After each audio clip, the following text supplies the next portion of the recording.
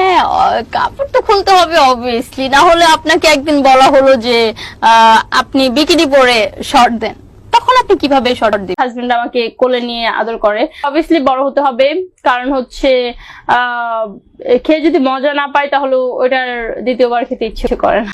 এখন একটা গান ট্রেন্ডিং এ চলতেছে, ওইটা গাবো। শোনো বন্ধু তুই আমারে ভোতা দিয়া কাইটালা, পীড়িতের খেতা দিয়া সাইটটা তুই আমার গেলা।